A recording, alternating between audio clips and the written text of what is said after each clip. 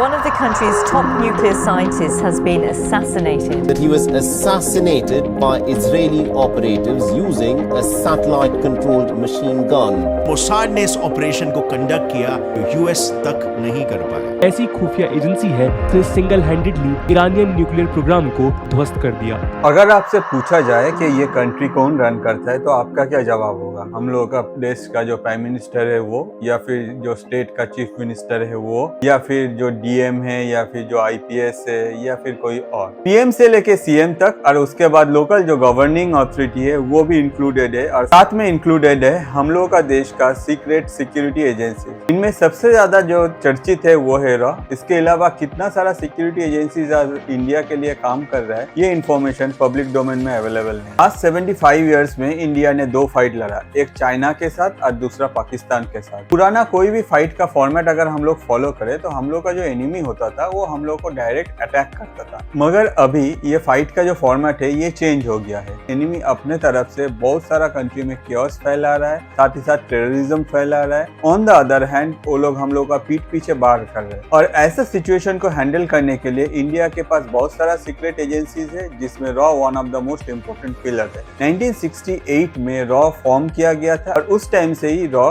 PMO के अंदर में काम करता है। 1968 से लेके 2023 तक रॉ का जो काम करने का तरीका है इसमें बहुत सारा चेंजेस आया हुआ है। As per the updated format of terrorism रॉ ने अपने आप को बहुत सारा कुछ चेंज किया है। लास्ट कुछ ईयर में अगर हम लोग रॉ का जो काम करने का तरीका है उसको फॉलो करें तो हम लोग को एक चीज पता चलता है कि रॉ का जो मोडस ऑपरेंडी है वो चेंज हुआ है। लास्ट कुछ सालों से अगर हम लोग रॉ का काम करने का तरीका को अच्छी तरह से देखें तो हम लोग को पता चलता है कि रॉ का जो काम करने का तरीका है वो Israeli secret service agency Mossad के साथ बहुत मिलता है। आगे जाके हो सकता है कि हम लोग को पता चले रॉ का ये जो 2.0 वर्जन है इसके पीछे मोसाद है, मगर जैसे आपको पता है कि ये सीक्रेट सर्विस है इसीलिए कोई भी इंफॉर्मेशन का कुछ वैलिडेशन इतना जल्दी नहीं मिलेगा। रॉ का मेन काम है कि इंटेलिजेंस की तरफ से इंफॉर्मेशन जो है वो कलेक्ट करना। कोई भी पोटेंशियल थ्रेट अगर इंडिया के लिए ग्रो कर रहा है, अगर रॉ को इस बारे में कोई इंफॉर्मेशन पता चलता है तो रॉ वो कंसर्न डिपार्टमेंट को फॉरवर्ड करता है, या फिर अगर जरूरत पड़े तो रॉ अपने तरफ से स्टेप लेके उस को डिमोलिश कर। ये सारा एक्टिविटीज जो एजेंसीज के तरफ से किया जाता है इसको काफी सीक्रेट रखा जाता है, क्योंकि अगर छोटा सा कोई भी गलती हो जाता है वो जाके आगे कंट्री के लिए रिस्क ग्रो कर सकता है, इसीलिए सीक्रेसी मेंटेन किया जाता है। मोस्ट ऑफ द कंट्री का ये जो सीक्रेट एजेंसीज होता है ये लोग अपना जो काम है इसको काफी हाइड करके करते हैं, एक्सेप्ट इजराइल का सीक्रेट एजेंसी मोसाद। हम लोग अगर मोसाद का काम को फॉलो करें तो हम लोग को पता चलता है कि मोसाद हमेशा फ्रंट फुट में जाके अपना जो काम है वो निभाता है। On the other side Mossad हमेशा अपना जो टारगेट है उसको फुलफिल करता है और कोई भी थ्रेट जो इजराइल के लिए आगे जाके बढ़ सकता है तो डेमोलिश करता है। 1948 में इजराइल को इंडिपेंडेंस मिला, मगर उसके बाद भी अगर हम लोग इजराइल को देखें तो जूइश पीपल के ऊपर बहुत बार अटैक किया गया। मोसाद अपने तरफ से इस बात को सीरियस लिया और आगे जाके मोसाद अपने तरफ से स्टेप लिया और ये जो प्रॉब्लम था ये प्रॉब्लम को परमानेंटली इजराइल से रिजॉल्व। मोसाद अपने तरफ से बहुत सारा डेडली ऑपरेशंस किया है, मगर ज्यादातर इंफॉर्मेशंस पब्लिक डोमेन में अवेलेबल नहीं है। बहुत सारा ऐसा ऑपरेशंस है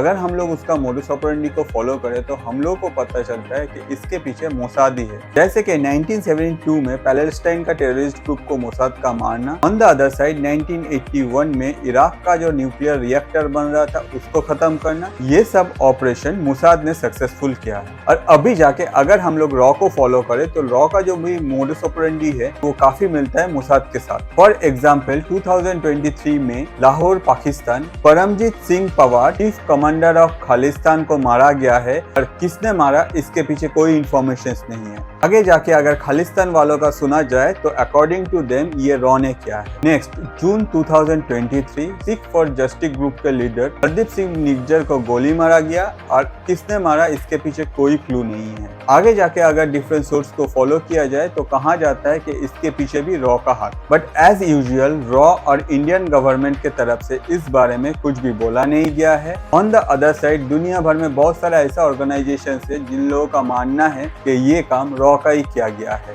अगर रॉ ऐसा काम किया है तो हम लोग कह सकते हैं ये रॉ 2.0 है, जिसमें नया जो सॉफ्टवेयर अपलोड हुआ है वो मोसाद के तरफ से प्रोवाइड किया गया है। और हो सकता है कि आगे जाके मोसाद और रॉ एक साथ काम कर रहा है दोनों कंट्री के लिए। 1948 में इजराइल को इंडिपेंडेंस मिला। उस टाइम में इजराइल के साथ इंडिया का कोई भी डिप्लोमेटिक रिलेशन उतना अच्छा नहीं था। आगे जाके इंदिरा गांधी के तरफ से रॉ का फर्स्ट चीफ रामेश्वर नाथ काव को इंस्ट्रक्शन दिया गया कि वो मोसाद के साथ अपना जो रिलेशन है वो गहरा करे, और मिस्टर काव जाके मिले मोसाद का चीफ मीर अमित से। आगे जाके दोनों में एग्रीमेंट साइन हुआ और दोनों कंट्री का एक साथ काम करने का जो रास्ता था वो खुल गया। तब से आज तक इंडिया और इजराइल या फिर रॉ और मोसाद एक साथ जुड़ के काम करते। 1971 में इंडिया और पाकिस्तान का जो वॉर था उसमें मोसाद और रॉ मिलके काम किया था, और मोसाद के तरफ से बहुत सारे इंफॉर्मेशन इंडिया को पहले से देने के लिए आगे जाके ये वॉर जीतना इंडिया के लिए बहुत ईजी हो गया। 1972 में म्यूनिक ओलंपिक में फिलिस्तीन जो टेररिस्ट थे वो इजराइल के साथ दुश्मनी करते हुए 11 इजराइल एथलीट को मार दिया। आगे जाके मोसाद यही सब टेररिस्ट को ढूंढ के निकाला और एक एक करके हर टेररिस्ट को मार दिया। कहा जाता है कि इस ऑपरेशन में रॉ मोसाद को लॉजिस्टिक सपोर्ट प्रोवाइड किया था। 1992 में जाके इंडिया और इजराइल का जो फॉर्मल रिलेशन था वो एंड हो गया और आगे जाके ये कम्प्लीटली डिप्लोमेटिक रिलेशन में कन्वर्ट हो गया और दोनों कंट्री एक साथ फिर से काम करने लगा, वो भी एक नया तरीका से। एक्सपर्ट का माना जाए ये दोनों एजेंसीज का रिलेशन कितना अच्छा है ये एक नॉर्मल पब्लिक समझ नहीं सकता, क्योंकि पब्लिक डोमेन में ऐसा कोई इंफॉर्मेशन अवेलेबल ही नहीं है। ऑन द अदर साइड दोनों एजेंसीज का बहुत सारा कॉमन इंटरेस्ट है, जिसमें से one of the major important part है कंट्री के लिए थ्रेट्स या फिर टेररिज्म, और इसी कारण मोसाद और रॉ एक साथ मिलके काम कर रहे हैं। अभी मोसाद का अगर काम करने का तरीका को हम लोग फॉलो करें तो उसमें एक पैटर्न हम लोग को देखने को मिलता है, जिसमें इनिशियल पार्ट में मोसाद अपने तरफ से पहले ह्यूमन इंटेलिजेंस, फिर सीक्रेट इंटेलिजेंस और फिर ओपन सोर्स इंटेलिजेंस, उसके ऊपर अपना जो प्लानिंग है वो तैयार करता है और आगे जाके यही सारा इंफॉर्मेशन डेटाबेस मोसाद को हेल्प करता है कोई भी टारगेट को अचीव करने के लिए। आज तक मोसाद ने बहुत सारा ऑपरेशन सक्सेसफुल किया है, जिसका ज्यादातर इंफॉर्मेशन पब्लिक डोमेन में अवेलेबल नहीं है। ऑन द अदर साइड ये सारा ऑपरेशंस को सक्सेसफुल करने के लिए मोसाद अपने तरफ से कटिंग एज टेक्नोलॉजी का यूज करता है, साथ ही साथ एज पर ऑपरेशंस मोसाद अपने तरफ से टेक्नोलॉजी डेवलप भी करता है। मोसाद का अपना नेटवर्क दुनिया में हर कंट्री में हर जगह में बहुत अच्छी तरह से फैला हुआ है। On the other side Mossad अपने तरफ से हर कोई कंट्री का जो सीक्रेट एजेंसीज है उन लोगों के साथ एक अच्छा रिलेशन मेंटेन करता है, और यही रिलेशन आगे जाके मोसाद का जो नेटवर्क है उसको और भी ज्यादा ग्रो करता है। अगर हम लोग मोसाद का विक्ट्री कैलकुलेट करने जाएं तो ज्यादातर इंफॉर्मेशन जो है वो हम लोग के पास अवेलेबल ही नहीं होगा पब्लिक डोमेन में। On the other hand Mossad के पास ऐसा बहुत सारा विक्ट्रीज है जिनको अगर हम लोग देखें तो हम लोग को पता चलता है कि मोसाद एग्जैक्टली क्या करता है अपने कंट्री के लिए। जिनमें से पहला जो है 1960 में मोसाद एडोल्फ इचमैन को किडनैप करके इजराइल वापस ले आया। ये एडोल्फ इचमैन वही है जिसके वजह से सेवरल ज्यूइश मारा गया था, और 1962 में एडोल्फ इचमैन को असैसिनेट किया गया। नेक्स्ट है 1962 में मोसाद ने एक ऑपरेशन किया था जिसमें काफी सारा जर्मन साइंटिस्ट और टेक्नीशियन को मारा गया था, क्योंकि वो लोग इजिप्ट के लिए रॉकेट तैयार कर रहा था। नेक्स्ट है 1972 जिसमें पैलेस्टाइन टेररिस्ट ने 11 इजरायली एथलीट को मारा था, और आगे जाके मोसाद ने उन लोगों को ढूंढ निकाला और सारा 17 टेररिस्ट को मारा गया मोसाद के तरफ। नेक्स्ट जो है 1981 में मोसाद के तरफ से इंफॉर्मेशन दिया गया इजराइल को। आगे जाके इजराइल एयरफोर्स अपने तरफ से स्टेप लिया और इराक में जो न्यूक्लियर रिएक्टर बन रहा था उसको खत्म कर दिया गया। मोसाद के साथ रॉ का जो रिलेशन था ये काफी पुराना था, और इसी के चलते 1971 में मोसाद ने इंडिया को एक टिप दिया, इसमें पता चला कि नॉर्थ कोरिया, चाइना और पाकिस्तान मिलके अपना जो मिलिट्री रिलेशन है वो काफी ग्रो कर रहे हैं, और आगे जाके उसका असर शायद इंडिया पे आ सकता था।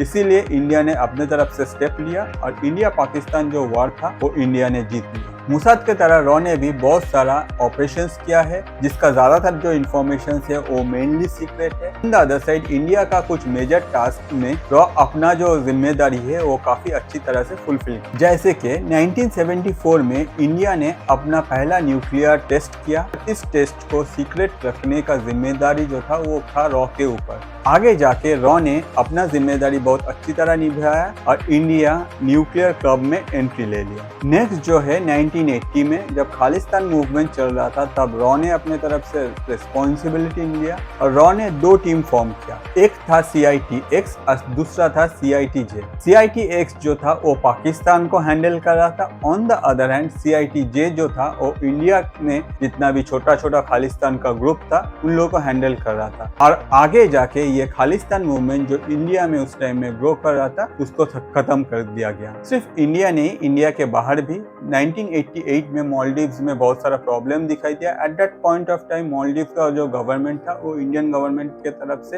हेल्प मांगा। आगे जाके रॉ ने अपना स्टेप लिया और मालदीव्स में पीस को फिर से एस्टैब्लिश किया। इसके अलावा भी रॉ ने ऑल ओवर वर्ल्ड से बहुत सारा मैच ऑपरेशंस किया है, मगर ये सब था पुराना प्रोसेस। अगर हम लोग रॉ का जो एक्टिविटी है लास्ट कुछ साल का उसको फॉलो करें तो हम लोग को पता चलता है रॉ ने अपना जो ये प्रोसेस है इसमें काफी चेंजेस लाया है और अभी रॉ जो है वो दूसरा तरह से काम कर रहा है। फॉर एग्जाम्पल 2022 में रिपु दमन सिंह मलिक यूके में और शाहिद खालिद रजा का असैसिनेशन हो गया। इसके पीछे अगर हम लोग ढूंढने जाए तो हम लोग को कोई भी इंफॉर्मेशन नहीं मिलता कि किसका हाथ है। ऑन द अदर साइड अगर हम लोग डिफरेंट एजेंसी को फॉलो करें तो सबका कहना है कि इसके पीछे रॉ है और ये रॉ का 2.0 वर्जन है, क्योंकि रॉ जो है वो अपने आप को अपडेट कर लिया है और अभी रॉ स्नैचिंग ऑपरेशन को छोड़ के इनकाउंटर में ज्यादा ट्रस्ट करता है। अगर रॉ ने ऐसा ही किया है और इसके पीछे रॉ का हाथ है तो ये रॉ का अपग्रेडेशन जो हुआ है ये टाइम के साथ साथ हुआ है। ऑन द अदर साइड अगर हम लोग मोडस ऑपरेंडी फॉलो करें तो आज के डेट में रॉ और मोसाद का जो मोडस ऑपरेंडी है वो काफी मैच करता है, जो कि आगे जाके इंडिया और इजराइल को एक साथ ग्रो करने में बहुत हेल्प करेगा। ऑन द अदर साइड जो भी हम लोग के कंट्री के लिए कोई खराब सोच सोचेगा उनके लिए नॉट ओनली रॉ का नया version, on the other hand Mossad भी आज के डेट में इंडिया के साथ में एक साथ खड़ा है। तो आज का वीडियो यही खत्म करते हैं। ऐसे ही इंटरेस्टिंग वीडियो अगर आपको और भी देखने हैं तो प्लीज चैनल को सब्सक्राइब कीजिए, दोस्तों के साथ शेयर कीजिए। आज के लिए इतना ही। मैं अतनु।